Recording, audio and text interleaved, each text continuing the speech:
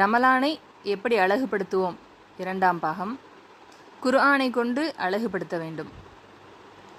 பிஸ்மில்லாஹிர் ரஹ்மானிர் ரஹீம். இஸ்லாமிய சொந்தங்கள் அனைவருக்கும் அஸ்ஸலாமு அலைக்கும். நபி ஸல்லல்லாஹு அலைஹி வஸல்லம் சொல்கிறாங்க, குர்ஆனை சரியான அந்த உச்சரிப்புடனும் தஜ்வீதுடனும் அந்த சட்டங்களை பேணி ஓதுனாதான் அதனுடைய பொருள் விளங்கும்.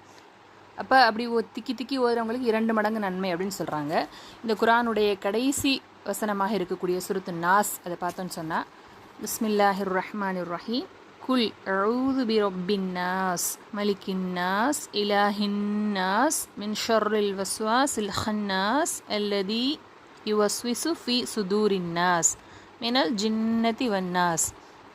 மனிதர்களின் இறைவனும் மனிதர்களின் அரசனுமாகிய மனிதர்களின் இறைவனிடம் பாதுகாவல் தேடுகிறேன். மறைந்திருந்து தீய எண்ணங்களை ஏற்படுத்துவதின் தீங்குதிலிருந்து பாதுகாப்பு தேடுகிறேன். அவன் இறைவனின் உள்ளங்களில் தீய எண்ணங்களை ஏற்படுத்துகிறான். ஷைத்தான இறைவன் சொல்கிறான், இத்தகையோர் ஜின்களிலும் மனிதர்களிலும் உள்ளனர் அப்படின்னு சொல்லிட்டு இறைவன் சொல்கிறான். நபி ஸல்லல்லாஹு அலைஹி வஸல்லம் சொல்கிறாங்க, என்னிடம் சில வசனங்கள் அருளப்பட்டன.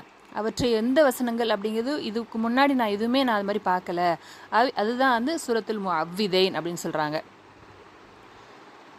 இன்னும் நபி ஸல்லல்லாஹு அலைஹி வஸல்லம் படுக்கைக்கு போய் இந்த 2 சூறாக்களையும் ஓதித்தான் படுப்பாங்க அப்படிங்கிற ஹதீஸ்களையும் பார்க்குறோம். அப்போ சிறப்பு வாய்ந்த அந்த வசனங்களாக இருக்கின்றது. இது போன்ற மார்க்க விஷயங்களை தெரிந்து கொள்ள பின்தொடருங்கள். அஸ்ஸலாமு அலைக்கும்.